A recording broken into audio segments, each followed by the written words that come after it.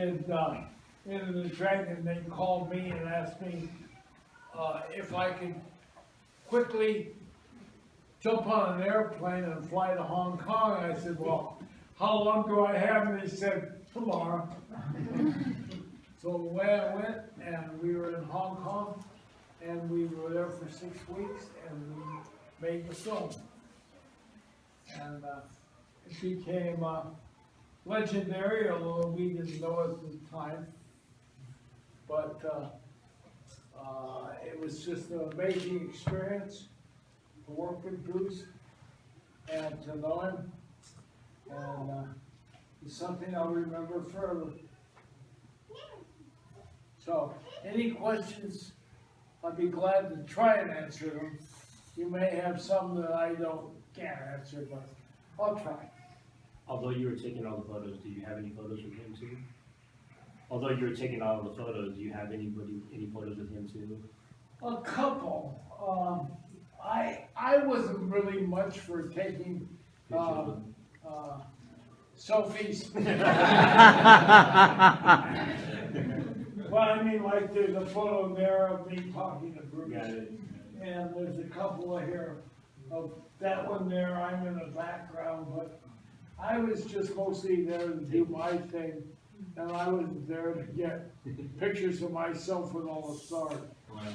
But you know, I enjoyed it. He said, of course, we didn't know he was going to pass on so quickly. We actually had already figured out the next movie to make, which obviously didn't happen. But yeah, it was a great experience. He's a great guy. Anybody else? There was a famous story about a guy, one of the extras who came down off the wall to challenge Bruce. Were you there? Yeah. Pictures of him. I said, you shot those pictures. Yeah, he got his teeth kicked out too. That fast. And the interesting thing is, the next morning he didn't show up for work because he was floating in Victoria Harbor. Really? Yeah. Somebody Wow. That's what we were told. Don't know who did anything else, just told he no longer here. So it didn't pay to mess around. When you were filming, did the crew know, or did they feel that this was going to be an epic movie? Well, we all knew it was going to be good, but we didn't know it was going to become what it did. I always felt it became so incredibly famous and became such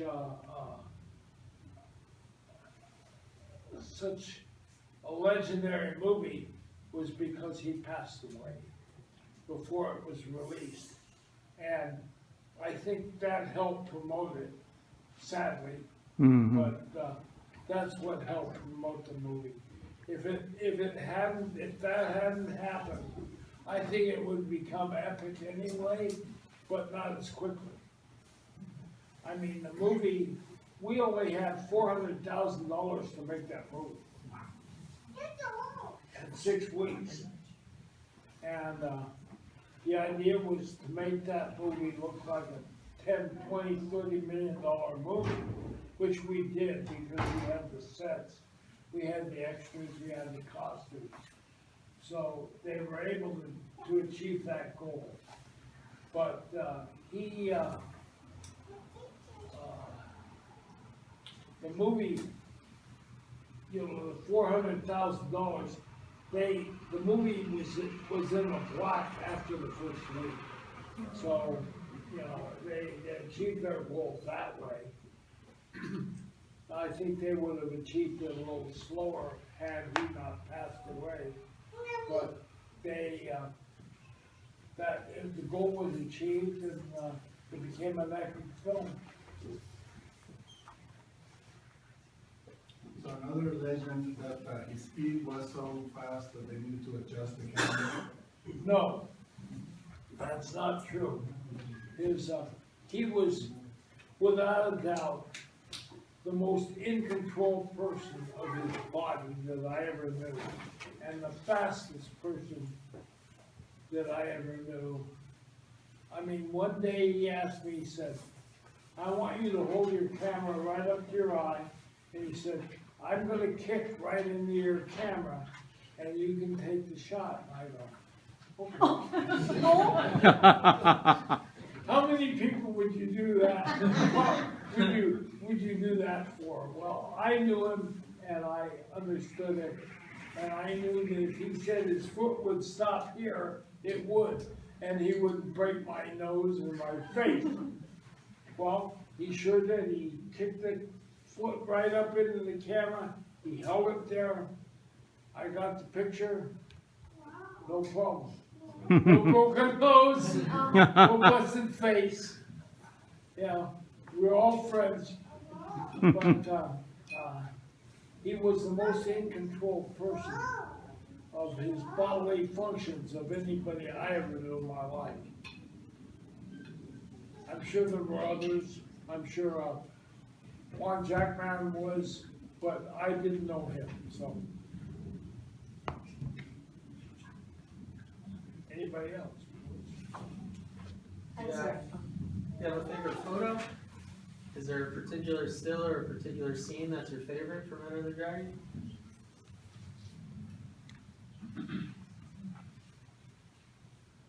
Well, working in the mirrored room was probably the most interesting. It was hot as hell in there because you had all the light coming down there reflecting off the mirrors. And it was the most disconcerting place you could ever want to be because I would be talking directly to you, but you'd be behind me. You know, I'd be talking to the wall. And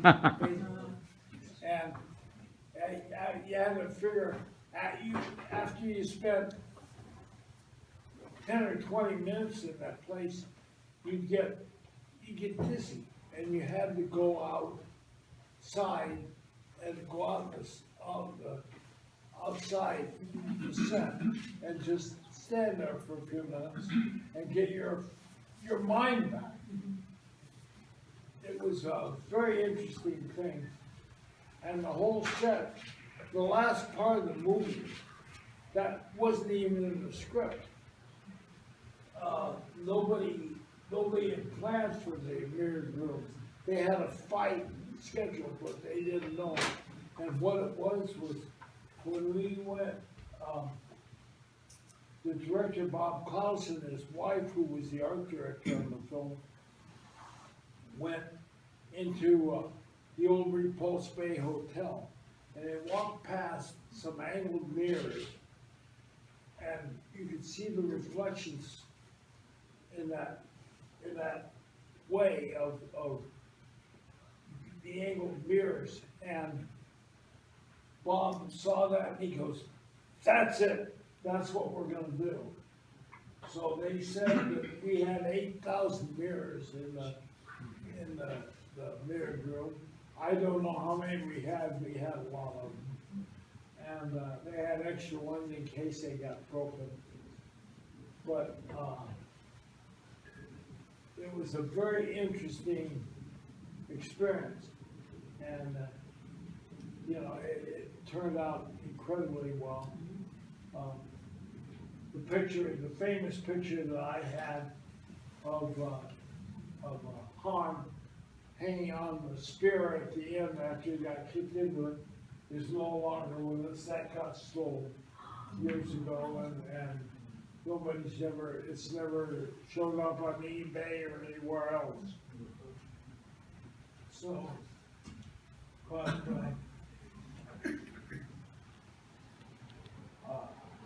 Shih Kien was a very good guy. He was 60 years old when we did it in the Dragon, and everybody was just amazed at what he could do, his bodily control, what he could do at 60 years old. And I they look at it. And he did have a photo double in a couple of shots, but most of it he did himself, and Bruce was absolutely floored by his ability. How's the relationship between Bruce and the other co-stars? Jim Kelly and John Saxon? They all got along great, Mhm. yeah. No, there was no. No ego And problem? all the thing about the glass bottle, you know, Bruce wanting to kill, Bob Wall because he cut him with a glass bottle, was a lot of BS. Because I was there when it happened, and it was just one of those mistakes that happens when you're doing stunts, stunt work, and it was a mismark, and it happened accidentally, and he got cut, and he went to the hospital, they sewed it up, you know, with a dozen stitches, they put a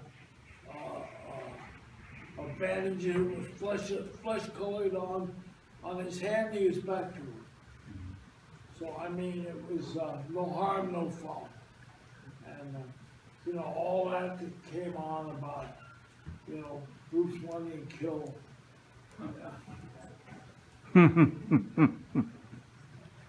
I laughed when I saw that, I go, somebody wasn't paying attention.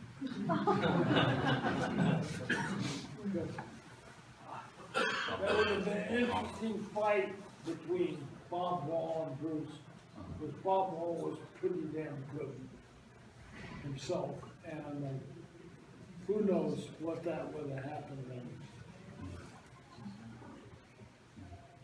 Okay, What's your favorite memory with Bruce Lee?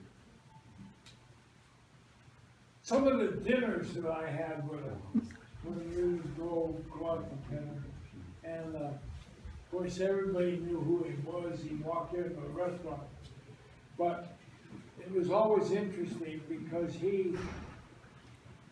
people would want to come up next to him and they'd want to test him and find out if he could really do what he did in the movie. And, you know, it was like the old Western movies where you had the old gunfighter, and the young gunfighter comes up and wants to find out if he's really as fast as they said he was.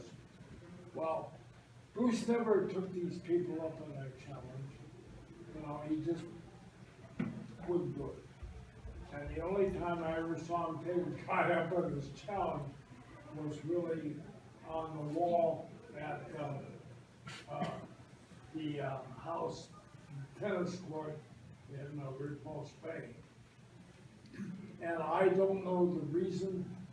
It was interesting because we were on our way to lunch at the Repulse Bay Hotel when that happened, and he never did say, it was all in Chinese, which I never understood a word of, but whatever they said, they pushed the right button. And he said, you know, wait a minute, we'll go to lunch in just a minute. And that's all it took. Because the guy was just, you know, plodding on by his friends that were standing there. And all his friends were sitting on the wall. And Bruce said to them, after he kicked the guy's teeth out, he goes, and they all ran. So they didn't wind up in the harbor, however. Discussion. And he was supposed to do there was going to be another action-packed martial arts film, but it never got really past the talking point. We just, you know, all the same people were going to be involved, but it never got really off the ground. No script or no title or anything. Because he passed, you know, not too long after the film was complete. So every night did you get to develop the film and look at the takes and decide if you needed a retake? No, I sent all the film back to Warner Brothers Lab. And we sent it in a pouch to the company mail. And I sent it back there, and, periodically, like once a week, I'd send it all back in the pouch. And then when we finished the film, I brought the rest of it back with me. So it was all processed at Warner Brothers Lab, not in Hong Kong. So Thank God. you weren't sure how that worked out until you saw it later? Huh? I mean, No, it's not, it wasn't like digital, where you can see it right away. because that makes it much harder. I'll tell you what, there were times during my film career when I wish I had digital, because it would have been a lot easier in a lot of aspects, and it would have made my job easier. And I would have had a little more control getting rid of all the unusable pictures. Did it slow down, or did it speed the film up? Well, I knew him, and I knew what he was gonna do.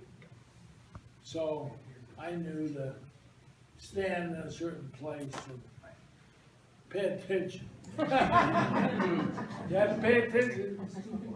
Yeah, pretty packed. Anybody else? Like Bruce Lee always like he's more like a very philosophical. Has he ever gave you any advice that you stuck with you today? Well, Bruce always used to tell me, first of all, he always told me, you know, one thing I always remember he used to say to me, he said, Kung Fu is a thing of the mind. And he always pointed his head. He said, always remember that. So I always did. Not that I was a martial artist, because I wouldn't know where to pick my foot up, but I've known enough of them. Not that I had any talent along that line, but it was amazing, because down in Los Angeles, I run into people and I hear people say, you know, I was a student of Bruce Lee's, and I look at him and I go, you're not old enough to be a student of Bruce Lee. Right.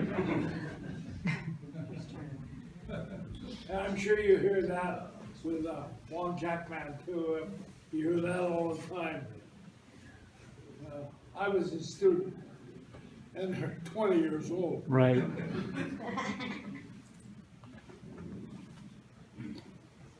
Anybody else? In terms of rehearsal and choreography, like how long will it take for them to set up like Samo's fight, for example? Well, Bruce choreographed all the fights in Enter the Dragon.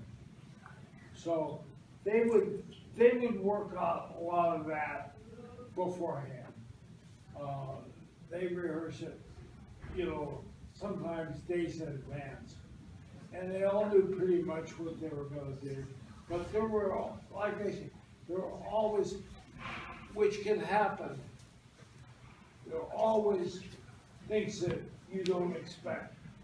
Now, I can tell you, when Bruce and Bob Wall fought with a glass bottle, just before the glass bottle, Bruce kicked him in the nose, and I kicked him in the crotch, and I mean, there were just, for that split second, you just wanted the spot where you thought you were gonna be, and it happened. So, a lot of things happen. If you look really careful in the film, there were some things that weren't supposed to be there, but, oh wow. Like any film that has stunts in them, it's a chance. Going back to the nerve scene, what sort of work did you have to do to hide the cameras? We had a booth in there, and had the cameras hidden in the booth. And you think it was hot in the married room, you should have been in there. I don't think anybody in there wore his clothes. Well, thank you very much.